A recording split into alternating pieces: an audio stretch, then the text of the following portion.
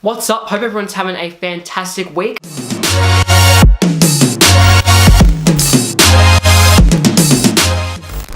I know I've had a fantastic week currently doing photography around the city of Melbourne, doing cityscape and portrait photography, getting my Instagram account up and running again because I know I've been inactive for a few months, and that's because I've been working on fantastic videos for you guys. For today's video, I'm going to teach you why you need to learn Lightroom to edit all your photos, if it to be for printing, advertising, Facebook, Instagram, Flickr, Tumblr, whatever you use these days. This is the program for you. Don't be afraid of this video. If you are a beginner photographer, you are the exact audience that I'm looking for this video. This video is pretty much a show of progression for how I started with my photography journey. I originally started not knowing anything about photo editing except for pretty much the Instagram inbuilt editor app, contrast, brightness.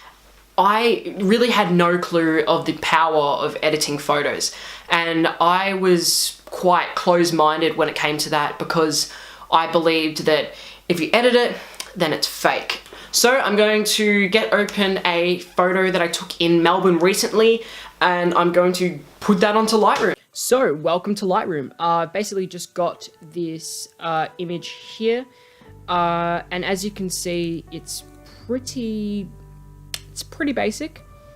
I'm just going to do a quick adjustment here so that we can get right into this. Just going to fix up the lines on the photo. That's pretty straight to me. So basically, to get that real drama and tone out of the photo, the first thing you need to do is look at this first tab around here. So here we have highlights, shadows, whites, and blacks. Now these are very important to get that look from the photo. As you can see, highlights really edit the highlights of the image, and same as the whites. That's the whites in the photo, and shadows really deals with the shadows of the photo, the light and dark parts. So as you can see, we're just gonna fix this up just to make sure that every little detail is kept in there. There we are. That's perfect. Now next we have a thing called presence. Now presence is amazing. That's really how you get this defined look. Now this is a thing called clarity. Now clarity, you can make it pretty faded out or pretty extreme. Now I like really dramatized photos, so I'm going to get myself on 60 right there. And now we're going to work with the color. So vibrance and saturation are very similar. As you can see, vibrance really deals with how vibrant the photo is, but saturation just deals with color. And as you can see, some people on this platform really do have photos that look exactly like this. And this is exactly what this video is really for. It's to teach you not only about Lightroom, but just photo editing in general. So as you can see, if I bring down the saturation here and then just bring up the vibrance, there's an equal amount, and that still looks generally natural. I quite like that look right now. Next, we have a powerful tool called Tone Curve. Now, it's quite common for photographers to use a nickname term called the S-curve. Now the S-curve is pretty much just this tool in an S shape. So I will just make this here. And as you can see, it's got this twirl that looks like an S shape, and that photo is just looking dramatized and beautiful right now. Now we're just going to skip these settings here and head straight to HSL. Now HSL stands for hue, saturation, and luminance. Now these are very powerful. Basically, it's as if the whole color spectrum has just been split out and you can edit anything to your disposal. So if we look down here to the main colors in the image, which is generally green, aqua, and blue, then we can easily find how to edit the greens in the photo. Some people prefer more of a yellow kind of look, or maybe an aqua, but I prefer the yellow. And then of course, once you go to the yellow tab, you can edit that into more of an orange. So that's just like a little tip there on how to edit that. Now, most of the photo here is aqua and blue. So I know I personally like the teal color scheme. I'll just bring back the green just a little bit, just to give it just a little bit more life. There we are, that's nice. And the rest of the colors we don't really need to deal with, to be honest. I don't see much purple and magenta in the photo. There definitely is. I wouldn't recommend messing around with some things in the photo that you don't know that's there, because there could be something that you don't know you're messing with. Next, we have saturation. So basically, this just is more powerful saturation, and that's why I told you to hold back on it back there, because this really can affect each individual color. As you can see, if I bring down the green and yellow, then the trees are completely gone, and that just looks like selective coloring, which is dying.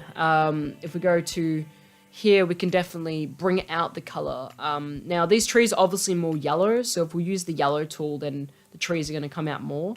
And I like that look. I'm going to bring back the blue just a little bit on the city, just because the sky's got that blue color as well. And I'm going to bring up the aqua, and that's starting to look really nice. Then we head to luminance. Now, luminance is basically how bright and exposure is for each individual color. So, for example, I'm just going to bring down the greens on the trees. That definitely puts a lot more focus onto the city. Then if I was to pop up the blue just a little bit, that just looks really stunning. So next we have split toning. I'm not going to talk about that today, but it is definitely something that I love to do in my photos. So that'll definitely be something in the near future.